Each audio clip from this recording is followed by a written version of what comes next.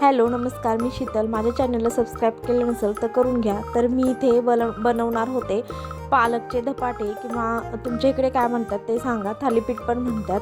तर मी ते पालकचे धपाटे बनवणार होते. त्यासाठी मी मिरची, लसूण, अद्रक थोडं आणि जिरं आणि ओवा घेतला होता. ते सगळं मिश्रण मी बारीक करून घेतलं आणि नंतर मी धुतलेली पालक चिरून थोडी बारीक करून घेतली, कारण त्या पिठामध्ये मिक्स करायची होती. आणि नंतर ते पण मिश्रण मिरचीचं मी त्यामध्ये बारीक करून घेतलं. आणि नंतर मग 3 प्रकारचे पीठ घेतले होते.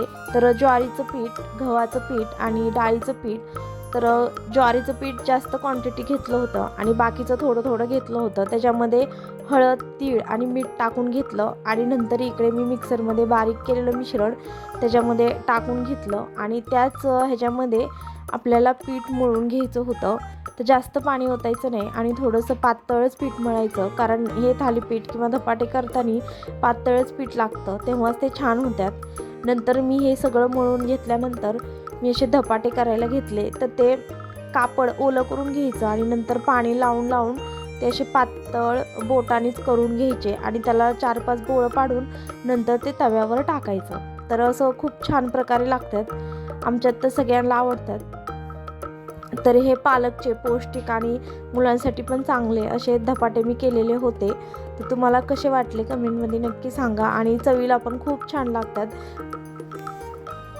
आणि नंतर मग मी त्याला तूप लावून भाजून घेतले. तर तेलाचा किंवा तुपाचा वापर केला तरी चालतो. आपल्याला जे आवडतं त्याचा वापर करून ते भाजून घ्यायचे. आणि मी ते 2 तवे ठेवले होते, कारण की एका तव्यावर म्हणजे पटकन भाजत नाही. तर थोडंसं इंजनचं झाल्यानंतर मी गरम गरम परत मी खायला बसले. ते झाल्यानंतर मी गेले होते खाली. तर उन्हाळा चालू आहे त्याच्यामुळे छान वाटतं जेव्हा गार्डनमध्ये वगैरे फेरफटका मारल्यावर. आणि नंतर तिथे गेले, मुलं पण खाली आलेले होते. तर मुलांचा खेळ चालू होता. नंतर आदर्शचं पण इथे चालू होतं खेळायचं. तिथून मग आम्ही नंतर गेलो. हे जे सोडा आहे, तर मी जिरा सोडा घेतला होता. श्रेयाने वेगळ्या फ्लेवरचा घेतला होता. तर प्रत्येकाने आपल्या आपल्या आवडीचं घेतलं आणि नंतर आम्ही ते घेऊन चाललो घरी.